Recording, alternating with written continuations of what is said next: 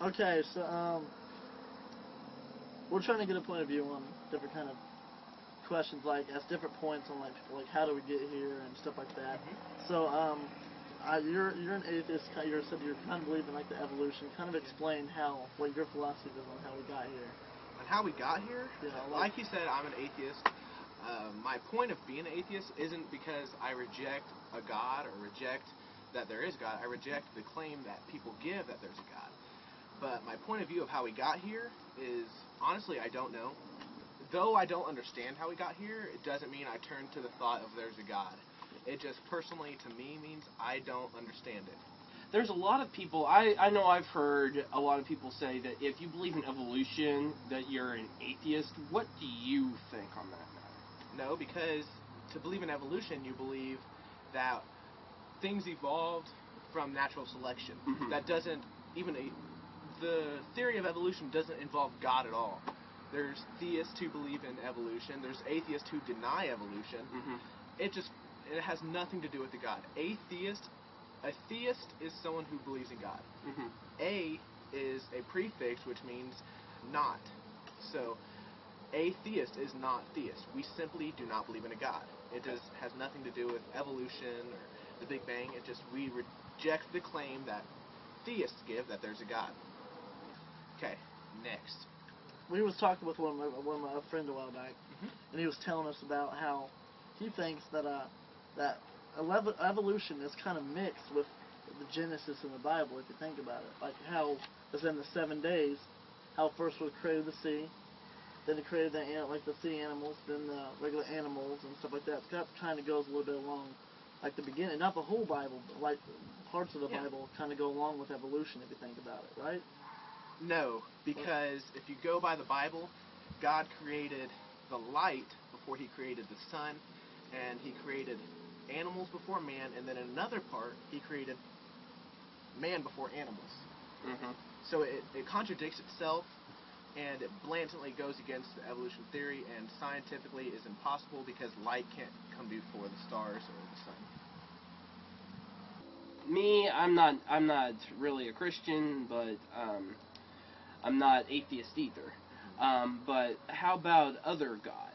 So you say that you don't believe in the Christian God, or does that include all gods? Like the Greeks. The Greeks, they believed in many gods. Yes. I think the possibility of Yahweh, which is the Hebrew God, is just as likely as Zeus or any of the Norse gods or Greek gods or any god. Islam. I think they're all just as likely to happen, and to me, that's very unlikely. Some people view atheism as being a religion in itself. What do you feel about that? Atheism is simply the lack of belief. It's not a belief in a God, it's the lack of belief in God. If you want to go that route, anybody who doesn't believe in Bigfoot could be a religion. Hey, you're a pagan? What is it that you believe, personally, in life, about life, the philosophy of afterlife? Well, I believe basically, most of my beliefs come from the Greek philosophies and most of their stories and stuff, which people just consider just stories. But most of them actually believe were fact. So why is it that you believe these? Well, most of it, basically, because I have done a lot of research and I've done a lot of praying and soul searching, and it just seems natural to me. Is there any evidence or anything like that makes you believe it, or is it simply the faith? That's what I was going to ask. It's just basically simply what I want to believe. I mean, Okay. I'm not saying that they are actually alive. I believe they are. Okay. You may not, but that is your point of view. It's what you want to believe. Okay. Exactly. Justin, he is a Hebrew-believing, Yahweh-loving Christian. Why do you believe that Yahweh was real? My biggest belief is, first of all, I've been going to church for all my life, and I felt, and it didn't really hit me until I was 13, but I felt so many different kind of spiritual and feelings and drunkenness and stuff from what I believe is the Lord. Like I feel the Spirit around me, and I just... So it feels good. Yeah. Okay, you say drunkenness. I've gotten really drunk before, and it wasn't of God. It was Jägermeister, or it was some other stuff. Does that make it God that did it to me? No. But that's a different kind of drunk. I'm not saying drunk. I'm saying more drunk in the Lord. And like when I'm in the Spirit, I just feel like He's pouring over me.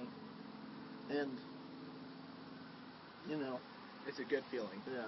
It's a different feeling than that, drunk you're talking about. Have you ever thought that is simply your emotions? Let's move on to morality. Okay. Okay. Do you think slavery's wrong? Yes. Yeah. Do you think murdering's wrong? Yeah. So this is a question for you. Why, if you think those things are wrong, why would you pray to a God that condones that kind of behavior? Well, I've actually studied on this a little bit more since you asked me this question last time. Okay. And the reason I still do is because there does have to still be a balance on earth. And if there wasn't the killings and stuff like that, that we would have an overpopulated nation and overpopulated world. If you think about it. I'm not talking about us killing. I'm talking about God telling people He can own somebody. God telling people to go and kill a whole village and rape the women. That's not Him telling them. That's them telling them. No, that is God telling How Abraham. can you prove that? Scripture.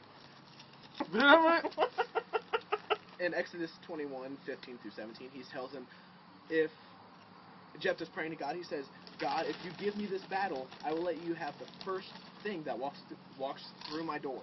I will sacrifice it to you. And God gives him the battle. He goes and allows him to kill these countless people, to pillage them, and to do all this heinous stuff to them. And knowingly, he's an all-knowing God. The first thing that walks outside of Jephthah's door is his daughter. And he sacrifices his daughter to God. So, Well, that's from the Old Testament, right? but it's still the God. In the Bible it says that God is the same yesterday, today, and tomorrow. So how would He be any different? He still condones Yes, it. but after the New Testament, they haven't done that. So I have a quote, which is probably one of my favorite quotes by Epicurus. And Epicurus, that's a funny name. it's old. Epicurus Ford. Is God willing to prevent evil, but not able to? Then He is not omnipotent. Is He able to prevent evil, but not willing? Then He is malevolent. Is He able and willing to prevent evil? Then whence cometh evil? Is He neither able nor willing? Then why call Him God?